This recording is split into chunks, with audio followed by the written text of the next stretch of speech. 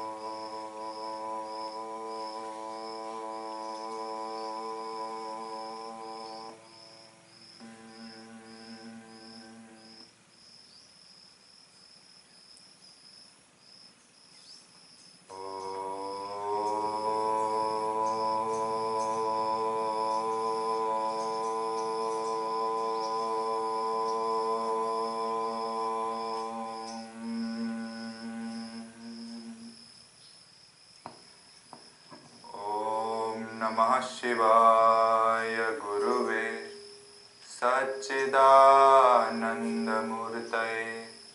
नमस्तस्मै नमस्तस्मै नमस्तस्मै नमो नमः। ॐ पूर्णमदः पूर्णमिदं पूर्णात् पूर्णमुदच्यते पूर्णस्य पूर्णमादाय पूर्णमेवावशिष्यते। ॐ असतो मा सद्गमय तमसो मा ज्योतिर्गमय मृत्योर्मा अमृतं गमय। ॐ सहनाववतु सहनो भुनक्तु सह वीर्यं करवावहै तेजस्विनावधीतमस्तु मा विद्विषावहै। ॐ शान्तिः शान्तिः शान्तिः। गुरु ब्रह्मा गुरु विष्णु गुरुदेवो महेश्वर गुरु साक्षात् परब्रह्म तस्मै श्री गुरुवे नमः तस्मै श्री गुरुवे नमः। सभी को ओम जय भगवान। कल हमने अनुलोम विलोम प्राणायाम का अभ्यास किया था और दीर्घ श्वसन एवं ओम श्वसन का पुनरावर्तन किया था। आज हम अनुलोम विलोम प्राणायाम का पुनरावर्तन करेंगे, फिर भस्त्रिका प्राणायाम सीखेंगे। योगाभ्यास से पूर्व कुछ बातों को पुनः याद कर लेते हैं। पेट खाली होना चाहिए एवं बिना जल्दबाजी किए सावधानी से योगाभ्यास करें। प्राणायाम में पूरक यानी श्वास को अंदर लेना, रेचक यानी श्वास को बाहर निकालना, आंतर कुंभक यानी श्वास को अंदर रोकना, बाह्य कुंभक यानी श्वास को बाहर रोकना। अब हम प्राणायाम का अभ्यास शुरू करेंगे। सर्वप्रथम अनुकूल आसन में बैठे। जो लोग नीचे बैठने में सक्षम नहीं है या जिन्हें डॉक्टर ने नीचे बैठने से मना किया हो, वह कुर्सी या सोफे पर कमर सीधी रखकर बैठे। सर, ग्रीवा, काया सीधे रहे, ऐसे सीधे टटार बैठेंगे। आंखें बंद कर ले। मन शांत हो, प्रसन्न हो, चेहरे पर कोई तनाव ना हो, मस्तक झुका हुआ ना हो। सहज श्वसन करेंगे।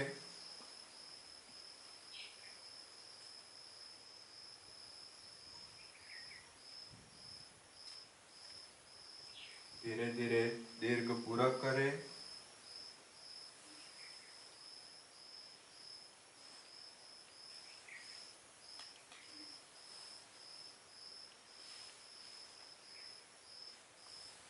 रेचक करें। पुनः दीर्घ पूरक करें। धीरे धीरे रेचक करें।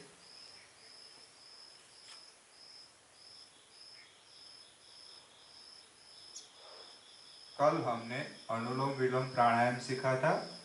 आज हम फिर से अनुलोम विलोम प्राणायाम का आवर्तन करेंगे। दाहिने हाथ से प्रणव मुद्रा बनाए। कल हमने सीखा था प्रणव मुद्रा कैसे बनानी है। पहली और दूसरी अंगुली को हथेली की तरफ मोड़े, बाकी दो उंगलियों को सीधा रखें। अंगुष्ठ को दाहिनी नासिका के ऊपर रखकर दाहिनी नासिका बंद करें। हल्के से दबाव के साथ रखनी है। बाई नासिका से पूरक करें। दोनों अंगुलियां बाई नासिका के ऊपर रखकर नाक बंद करके आंतरकुंभक करें। यथा क्षमता आंतरकुंभक के पश्चात अंगुष्ठ को उठाकर दाहिनी नासिका से रेचक करें। पुनः उसी नासिका से पूरक करें। अंगुष्ठ को नाक के ऊपर रखकर नाक बंद करके आंतरकुंभक करें। बाई नासिका से रेचक करें। दूसरा आवर्तन करेंगे। धीरे धीरे पूरक करें।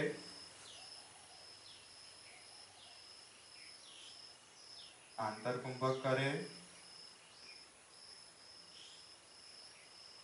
यथा क्षमता आंतरकुंभक करना है।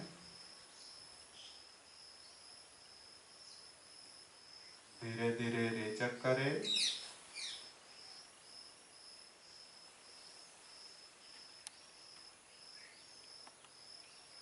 पुनः पूरक करें।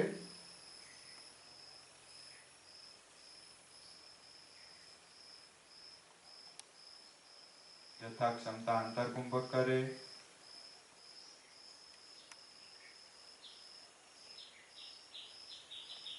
धीरे धीरे रेचक करें। हम धीरे धीरे अभ्यास करेंगे कि ज्यादा लंबा पूरक, आंतरकुंभक और रेचक हो। फिर से पुनः एक बार अभ्यास करेंगे। दीर्घ पूरक करें। धीरे धीरे श्वास को अंदर लेना है। आंतरकुंभक करें। जितनी क्षमता हो उतना आंतरकुंभक करें।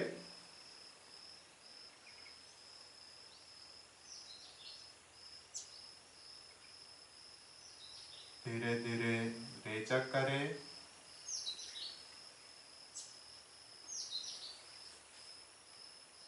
पुनः एक बार पूरक करें।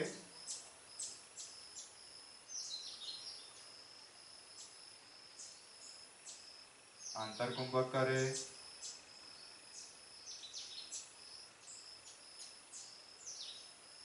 धीरे धीरे रेचक करें।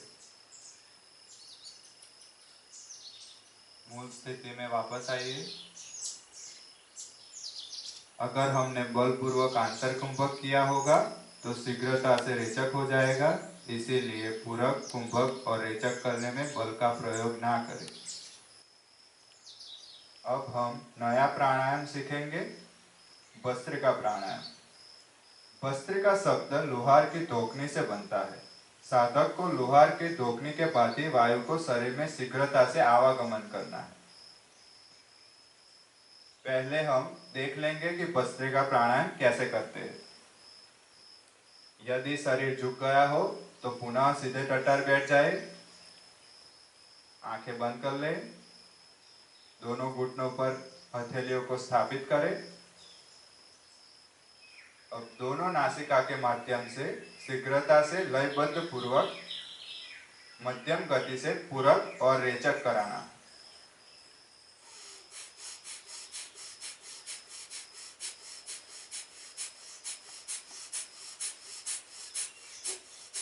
पूरक और रेचक के तकरीबन 50 से 60 आवर्तन या थकान होने तक अभ्यास करें।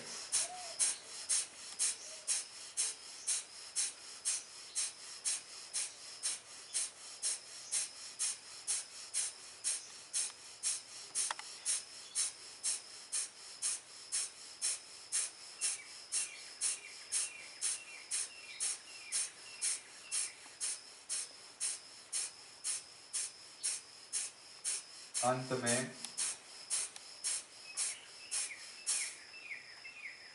दाहिने हाथ से प्रणव मुद्रा बनाएं। मुद्रा बनाकर अंगुलियों को बाईं नासिका के ऊपर स्थापित करें। दाहिनी नासिका से पूरक करें।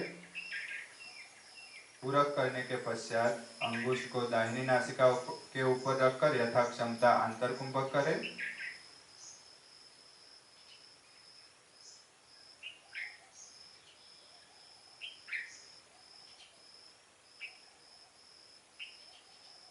आंतरकुंभक के बाद बाईं नासिका से रेचक करें और भस्त्रिका प्राणायाम संपन्न करें।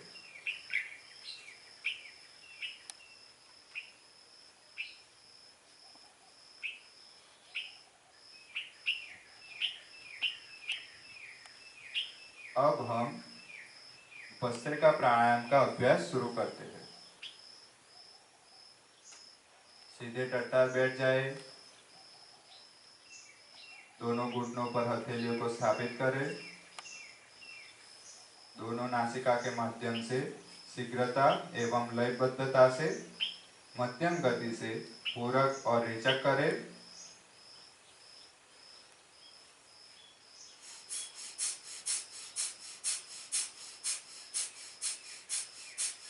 थकान होने तक इसका अभ्यास करना है।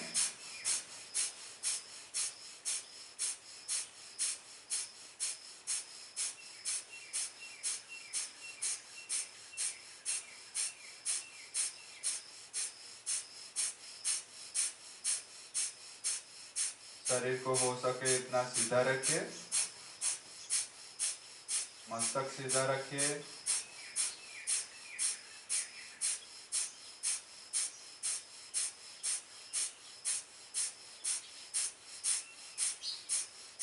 अंत में दाहिने हाथ से प्रणव मुद्रा बनाकर दाहिनी नासिका से पूरक करें। यथाक्षमता आंतरकुंभक करें। आंतरकुंभक के बाद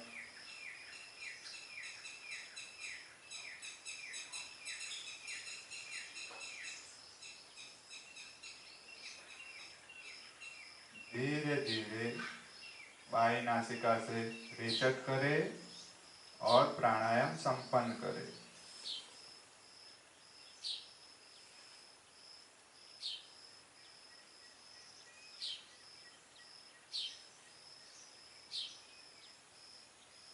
पुनः एक बार भस्त्रिका प्राणायाम का अभ्यास शुरू करते हैं। दोनों नासिका से शीघ्रता एवं लयबद्धता से पूरक और रेचक करें। हठयोग प्रदीप्तिका के अनुसार भस्त्रिका प्राणायाम के अभ्यास से वात पित्त कफ जन्य विकार दूर होते हैं। जठराग्नि प्रदीप्त होती है जिससे प्राचन शक्ति बढ़ती है। थकान होने तक अभ्यास करें।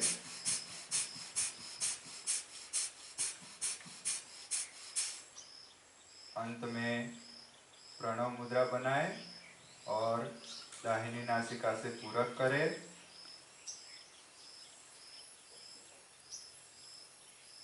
यथाक्षमता कुंभक करें। इस प्राणायाम में कुंभक हम ज्यादा देर तक कर सकते हैं।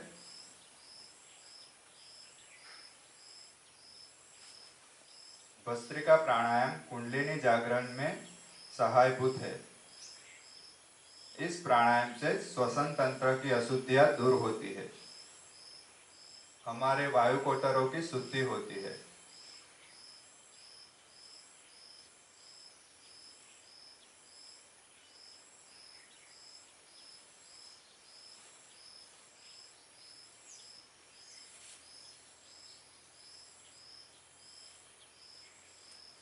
धीरे धीरे बाई नासिका से रेचक करें।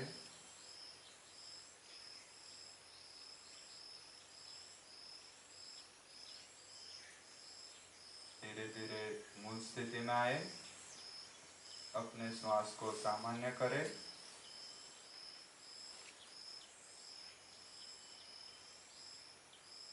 एक दो बार दीर्घ पूरक और रेचक का अभ्यास करें।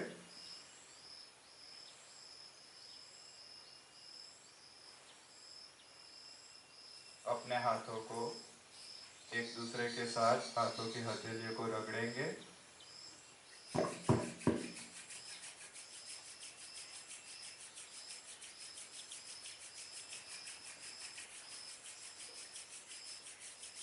हथेलियों को दोनों आंखों के ऊपर स्थापित करें।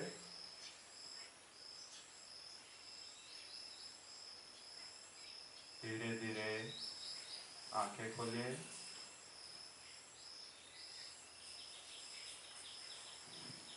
सामान्य स्थिति में वापस आ जाए।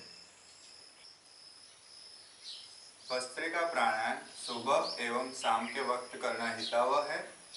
इसका अभ्यास मध्याह्न के समय न करें। यह प्राणायाम शरीर में गर्मी पैदा करता है।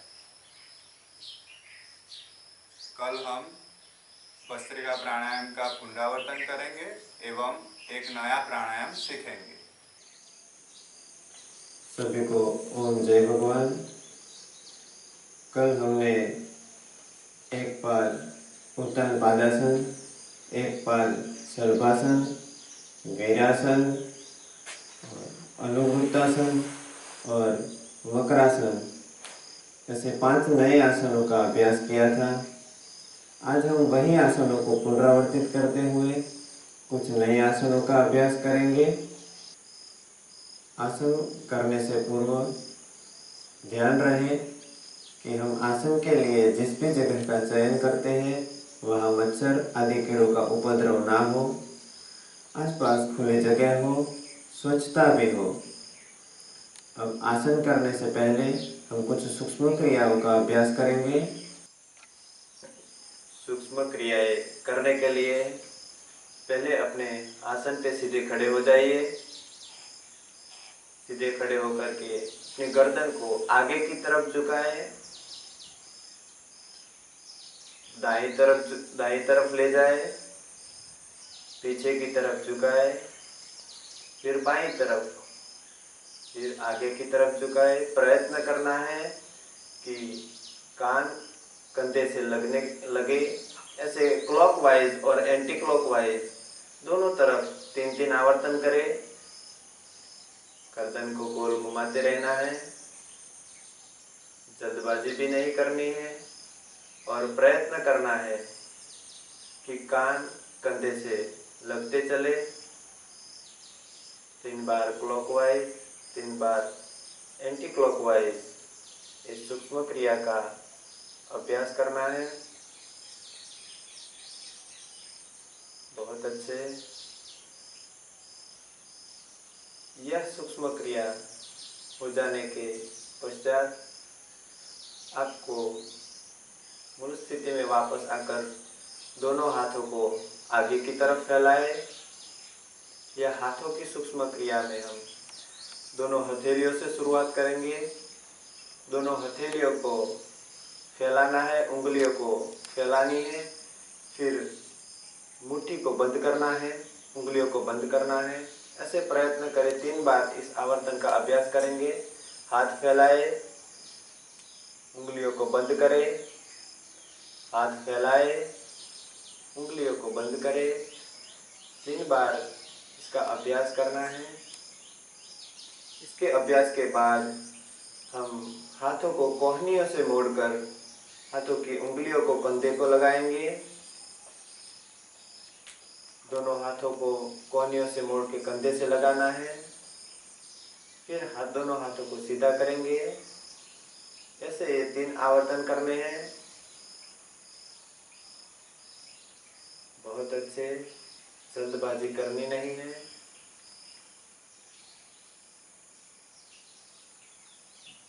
बहुत अच्छे। अब कोहनियों से आगे कंधे के लिए हम सूक्ष्म क्रिया करेंगे। दोनों हाथों को नीचे रख दे, जांघों से लगकर सीधे खड़े रहे।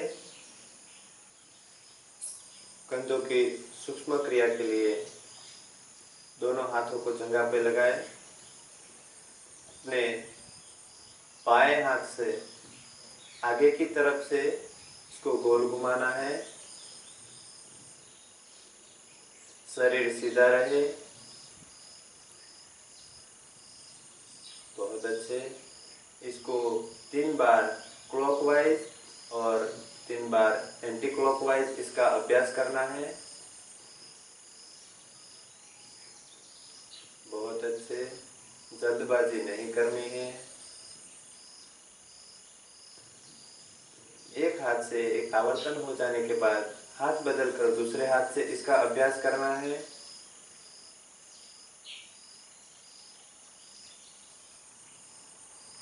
बहुत अच्छे। शरीर सीधा रहे। सिर्फ हाथ को घुमाना है। 3 बार क्लॉकवाइज और 3 बार एंटी क्लॉकवाइज इसका अभ्यास करेंगे। बहुत अच्छे। कमर के सूक्ष्म क्रिया के लिए दोनों पैरों को 1 फीट जितना खोलेंगे। दोनों पैर पंजों से और रीढ़ियों से भी सीधे रहने चाहिए। दोनों हाथों को कंधों के समांतर उठाकर दाहिनी तरफ से पीछे की तरफ मुड़ना है। दोनों पैर सीधे रहेंगे। सिर्फ कमर से कंधों को और मुंह को पीछे की तरफ ले जाना है। जितना हो सके प्रयत्न करना है। पैर नहीं हिलने चाहिए। वापस मूल स्थिति में वापस आइए। अब प्रयत्न करना है। बाईं तरफ से पीछे की तरफ मुड़िए। ऐसे दोनों तरफ 3-3 आवर्तन कीजिए। पैर सीधे रहने चाहिए। हाथ सीधे रहने चाहिए कंधे के समांतर। जल्दबाजी नहीं करनी है। धीरे धीरे दोनों तरफ मुड़ना है। बहुत अच्छे। ज्यादा शरीर के साथ जबरदस्ती के साथ भी नहीं मुड़ना है।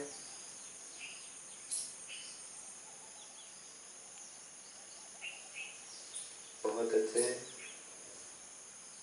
बाईं तरफ मुड़कर फिर सामान्य स्थिति में वापस आए।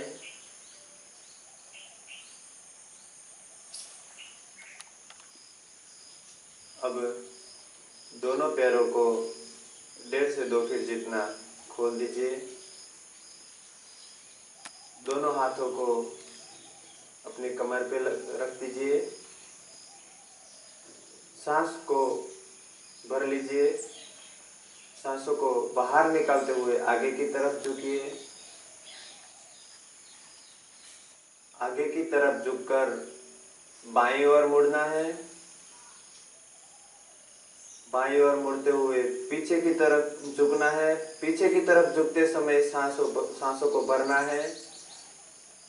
फिर बाईं तरफ से होकर के आगे की तरफ आइए। वहां आगे की तरफ आते हुए सांसों को बाहर निकालना है। ऐसे 3 आवर्तन करने हैं। 3 आवर्तन क्लॉकवाइज और एंटी क्लॉकवाइज। दोनों पैरों को सीधा रखना है।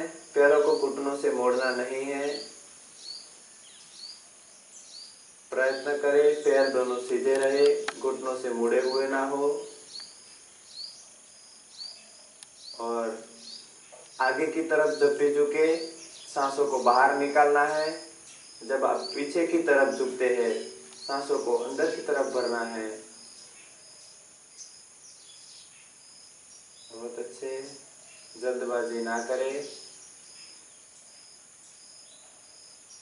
आराम से सूक्ष्म क्रिया का अभ्यास करें। अब मूल स्थिति में वापस आइए।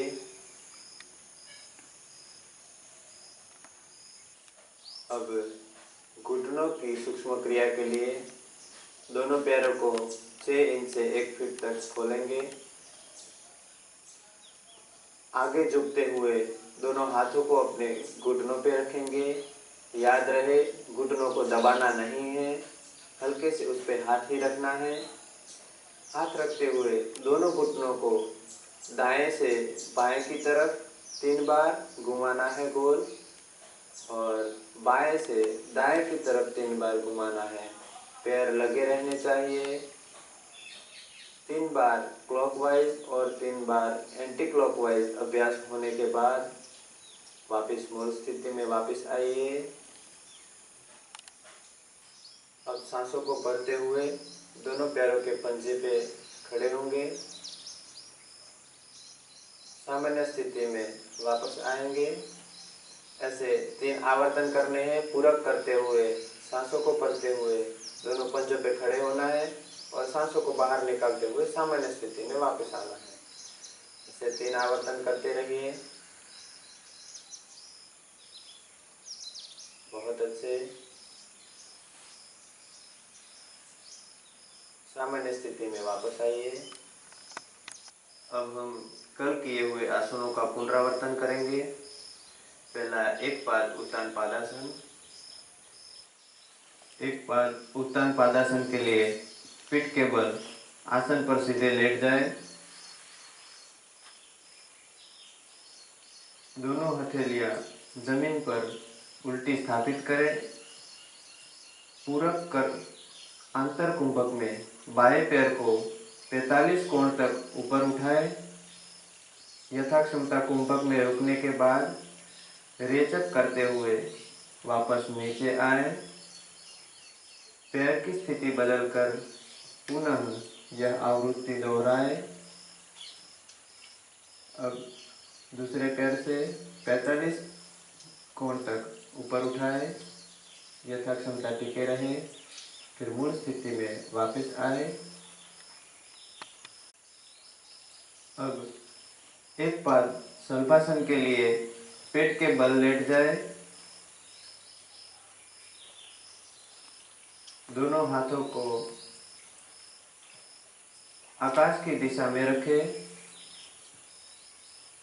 ठोड़ी को जमीन पर रखें। पूरक कर अंतर कुंभक में बाएं पैर को जमीन से 45 कोण पर सीधा ऊपर उठाए। यथाक्षमता टिके रहे। रेचक कर पुनः मूल स्थिति में वापस आए। पैरों को बदलकर पुनः आवृत्ति दोहराए।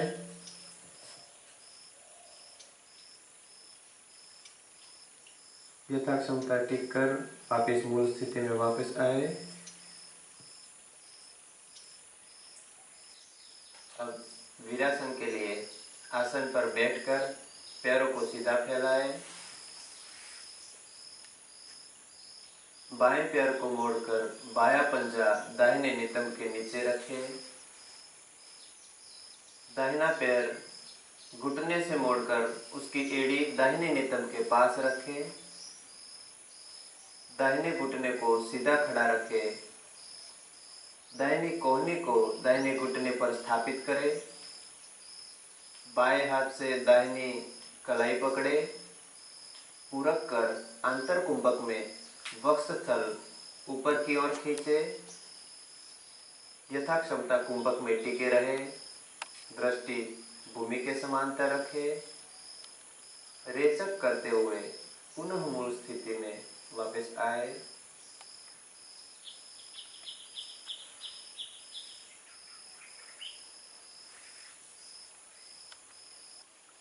अब अनुवृत्तासन के लिए आसन पर सीधे खड़े रहे।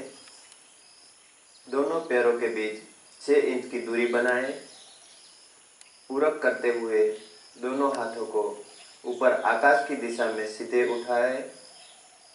अंतर कुंभक में कमर को पीछे झुकाते हुए यथाक्षमता दोनों हाथ व मस्तक को भी पीछे झुकाए। ध्यान रहे, घुटने सीधे रहे। रेचक करते हुए धीरे धीरे पूर्ववत स्थिति में वापस आए।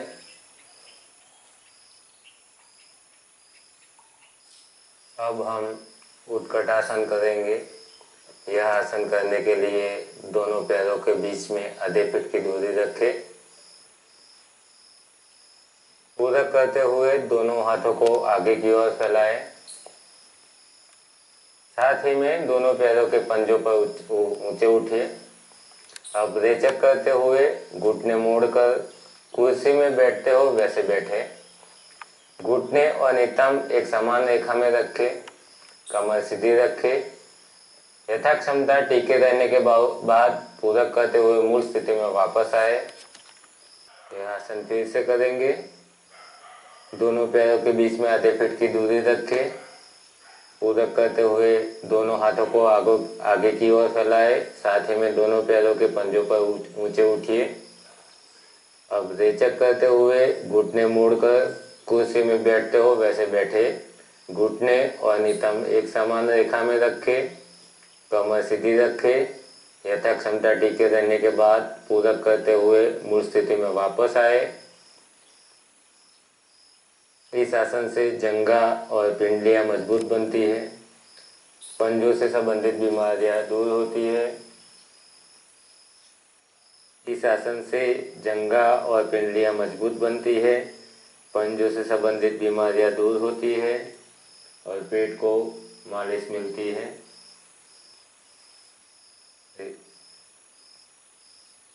अब हम एक और नया आसन सीखेंगे जिसका नाम है गौमुखासन। आसन पर दोनों पैर सीधे रखकर बैठें। बायां पैर मोड़कर उसकी एड़ी दाहिने नितंब के नीचे रखें।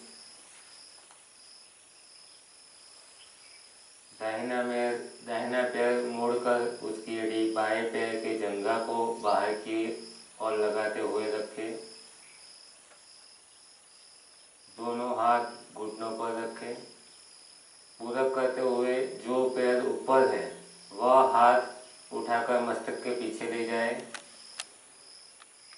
दूसरा हाथ कमर के पीछे से ले जाए। दोनों हाथों की उंगलियां एक दूसरे से मिलाए। गर्दन तथा पीठ को सीधा रखें। धीरे धीरे मूल स्थिति में वापस आए। इस आसन से वक्ष का विकास होता है। कमर के स्नायुओं का विकास होता है। अब हम दूसरी बार यह आसन करेंगे। पैर की स्थिति बदलनी है। दायां पैर मोड़कर उसकी एड़ी बाएं नितंब के नीचे रखें। बायां पैर मोड़कर उसकी एड़ी बाएं पैरों के जंघे के बाहर की ओर लगाते हुए रखें। पूरक करते हुए जो पैर ऊपर है वह हाथ उठाकर मस्तक के पीछे ले जाए।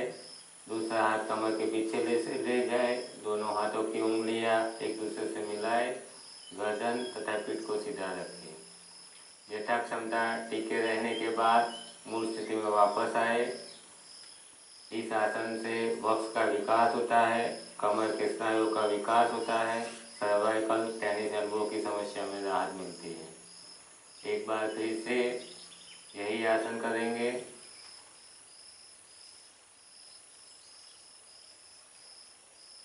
एकदम आराम से शरीर को ज़्यादा कष्ट मत दे। जितना हो सके उतना खींचे। कमर और गर्दन सीधा रखें। यथा क्षमता टीके रहने के बाद वापस मूल स्थिति में वापस आए। अब हम एक नया आसन सीखेंगे जिसका नाम है सुप्त पवन मुक्तासन। आसन पर सीधे पीठ के बल लेटें।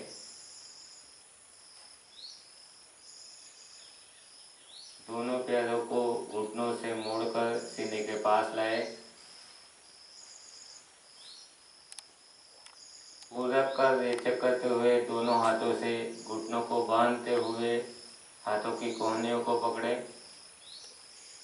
बाह्य कुंभक में मस्तक को ऊपर उठाकर ठोड़ी को घुटनों के बीच लगाए। यथा क्षमता टिकने के बाद पूरक करते हुए मूल स्थिति में वापस आए।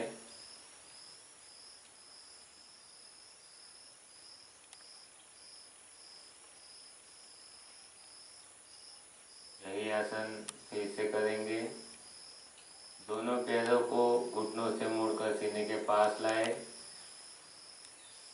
पूरक कर रेचक करते हुए दोनों हाथों से घुटनों को बांधते हुए हाथों की कोहनियों को पकड़े। बाह्य कुंभक में मस्तक को उठाकर ठोड़ी को घुटनों के बीच लगाए। यथाक्षमता टिके रहने के बाद पूरक करते हुए मूल स्थिति में वापस आए। इस आसन से थायराइड की तकलीफ में फायदा होता है, सेटिका के दर्द में राहत मिलती है, कब्ज दूर होता है। यही एक आवर्तन फिर से करेंगे। घुटनों को सीने से लगाए, हाथों से पकड़े, ठोड़ी दोनों घुटनों के बीच लगाए। यथाक्षमता टिके रहने के बाद मूल स्थिति में वापस आए।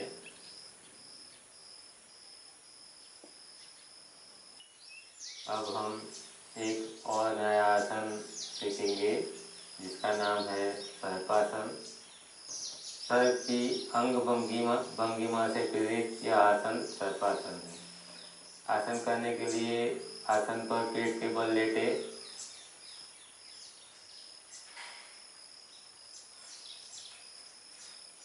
दोनों पंजों को करीब आधे फुट की दूरी पर रखें। दोनों हाथों को कमर के पीछे ले जाए। बाएं हाथ से दाहिनी कलाई को पकड़े। यह स्थिति में पूरक कर आंतर कुंभक में हाथों को पीछे की तरफ खींचे, जिससे मस्तक, कंधा, वक्ष का अग्रभाग जमीन से ऊपर उठेगा। यथाक्षमता रुकने के बाद रेचक करते हुए वापस मूल स्थिति में आए।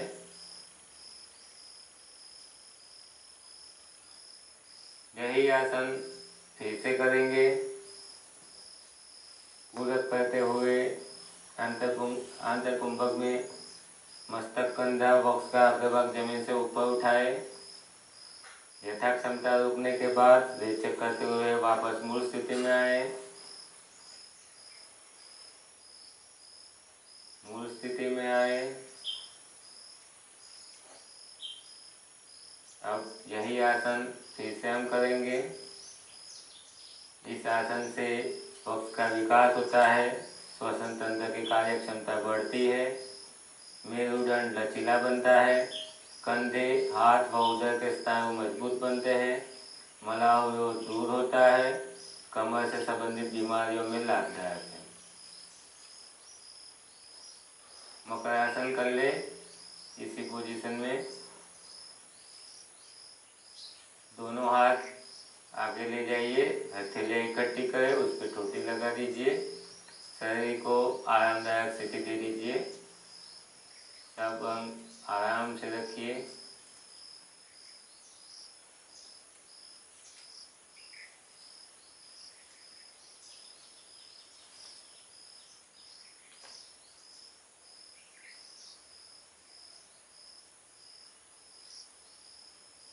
इससे आपके शरीर को आराम मिल जाएगा।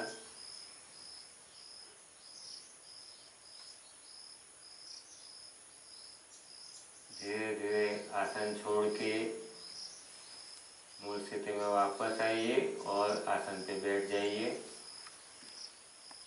अब हम जो आसन करने वाले हैं उसका नाम है ध्रुवासन। ध्रुव बालक ने इसी आसन में तप द्वारा ध्रुव पद की प्राप्ति की थी। यह आसन करने के लिए दोनों पैर सीधे रखकर खड़े रहे। बाएं पैर को घुटनों से मोड़कर बायां पंजा दाहिनी जंघा पर रखें, एकदम आराम से। दाहिने पैर पर संतुलन बनाते हुए दोनों हाथों से वक्ष के पास नमस्कार मुद्रा रखें। आंतर कुंभक में यथाक्षमता संतुलन बनाने का प्रयत्न करें। रेचक करते हुए सामान्य स्थिति में आए।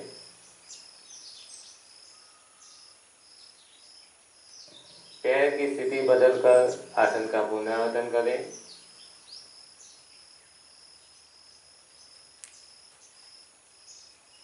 एकदम आराम से मन शांत रखें, नजर एक जगह केंद्रित रखें तो आप संतुलन कर पाएंगे।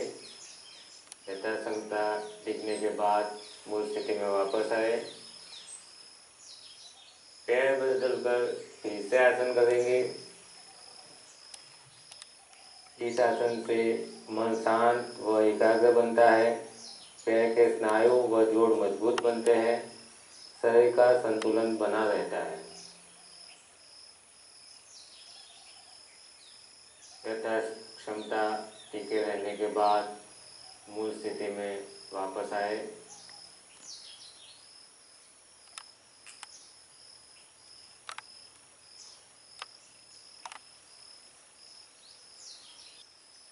अब हम नमस्यासन करेंगे। आसन के लिए घुटनों पर बैठे, बाएं पैर को मोड़कर उसका पंजा जमीन पर सीधा रखें। दाएं पैर को पीछे की तरफ खींचकर घुटन जमीन पर लगाए, पंजे को उल्टा रखें। उधर कर दोनों हाथ को मस्तक की तरफ ऊपर उठाए। रेचक करते हुए दोनों हाथ से बाएं पैर की घूंटी पकड़े, दृष्टि सामने की तरफ रखें। उधर कर मूल स्थिति में वापस आए।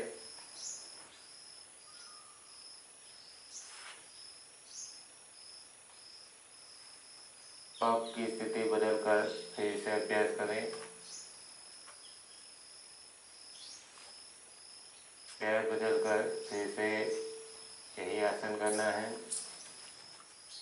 यह आसन करने से पैर के स्नायु तथा जोड़ लचीले बनते हैं, कमर के जोड़ लचीले बनते हैं, वक्ष का विकास होता है, कंधा तथा गर्दन के जोड़ों को प्रभावित करता है, जंग और पेट की जय भी दूर होती है। बहुत अच्छा। उस स्थिति में वापस आए।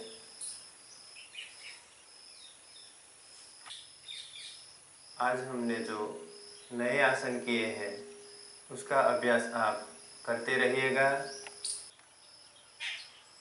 सभी आत्मीय जनों को ओम जय भगवान। आज से योग प्रशिक्षण के अंतिम भाग में हम हस्त मुद्रा का अभ्यास शुरू करेंगे। हमारी हथेलियों से 4 उंगलियां और 5वां अंगूठा जुड़ा हुआ है। इनका प्रयोग हम सिर्फ भौतिक चीज़ों को उठाने, रखने या चलाने तक सीमित नहीं है। ये हमारे पंच तत्वों का भी प्रतिनिधित्व करते हैं। हमारा शरीर पृथ्वी, जल, अग्नि, वायु और आकाश तत्वों से निर्मित है। यह ब्रह्मांड भी इन्हीं 5 तत्वों से निर्मित है। जब इन 5 तत्वों का असंतुलन होता है हमारे शरीर में, तब अनेक बीमारियां और समस्याएं उत्पन्न होती है। इन तत्वों को संतुलन करने के लिए हमारे ऋषि मुनियों ने शास्त्रों में विविध हस्त मुद्राओं का उल्लेख किया है। आज उनमें से प्रथम हम ज्ञान मुद्रा का अभ्यास करेंगे। अभ्यास करने से पहले हम उंगलियों का नाम और उनसे पंच तत्वों के संबंध के बारे में समझेंगे। प्रथम उंगली को तर्जनी, द्वितीय को मध्यमा, तृतीय को अनामिका, चतुर्थ को कनिष्ठिका और इसे अंगुष्ठ के नाम से हम जानते हैं। अब इस उंगलियों से 5 तत्वों का प्रतिनिधित्व समझेंगे। अनामिका पृथ्वी तत्व का प्रतिनिधित्व करती है, कनिष्ठिका जल तत्व, अंगुष्ठ अग्नि तत्व, तर्जनी वायु तत्व और मध्यमा उंगली आकाश तत्व का प्रतिनिधित्व करती है। अब हम ज्ञान मुद्रा का अभ्यास शुरू करेंगे। ज्ञान मुद्रा बनाने के लिए सर्वप्रथम आपको पहली उंगली तर्जनी और अंगुष्ठ के अंतिम छोर को हल्के से स्पर्श करना है। इस प्रकार तीनों उंगलियों को सीधा रखना है। ध्यान रहे तीनों उंगलियां आपस में जुड़ी रहे, हथेलियां सीधी एवं तनाव रहित रहे। इसी प्रकार दूसरी हथेली से भी हम ज्ञान मुद्रा बनाएंगे। इस प्रकार तीनों उंगलियां सीधी एक दूसरे से सटी हुई रहे, हथेलियां सीधी तनाव मुक्त रहे। अब ज्ञान मुद्रा को धीरे से घुटनों पर स्थापित करेंगे।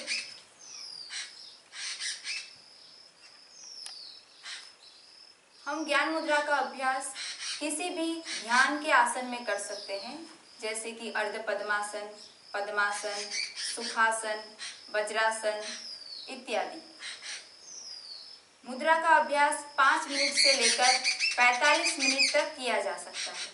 उत्तम लाभ हेतु उसका अभ्यास 30 मिनट से 45 मिनट तक करें। ज्ञान मुद्रा का अभ्यास करते हुए हम आंखें बंद भी रख सकते हैं और खुली भी रख सकते हैं। आज हम आंखें बंद करके अभ्यास करेंगे। आंखें बंद कर ले। मस्तिष्क, ग्रीवा और कमर सीधी रखें। शरीर एक सीधी रेखा में। अपना संपूर्ण ध्यान श्वासों की गति पर केंद्रित करें। चेहरे को तनाव मुक्त रखें।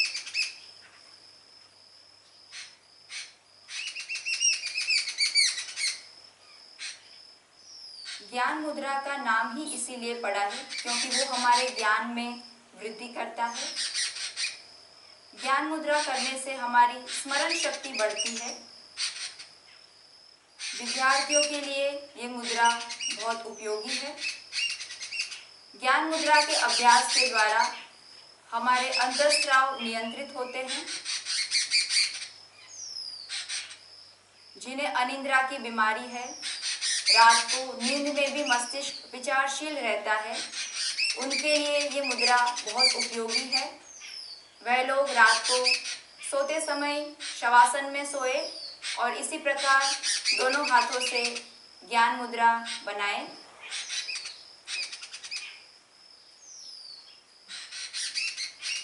धीरे से अब ज्ञान मुद्रा को खोलेंगे। दोनों हथेलियों को आपस में रगड़ेंगे।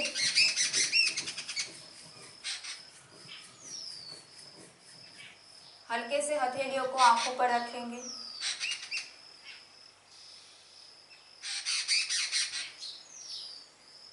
और धीरे धीरे हथेलियों में सर्वप्रथम दृष्टि लगे। इस प्रकार से धीरे धीरे आंखें खोलिए। पुनः स्वस्थ होकर बैठ जाइए। आज हमने जो ज्ञान मुद्रा का अभ्यास किया है, उसका अभ्यास आप दिन में किसी भी समय आप कर सकते हैं। कुर्सी पर बैठकर, सोफे पर बैठकर, चलते हुए भी। कल योग प्रशिक्षण के चौथे दिवस पर प्रातः सुबह 6:30 बजे पुनः हम नए प्राणायाम, नई यौगिक सूक्ष्म क्रियाएं, नए योगा अभ्यास और नई हस्त मुद्राएं सीखेंगे। सर्व मंगल के लिए हम प्रार्थना करेंगे।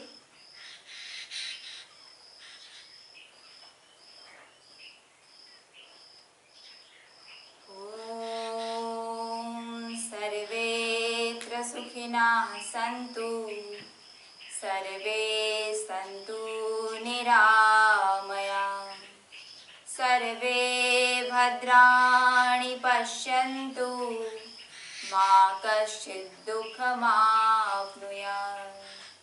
ओम शांति शांति शांति।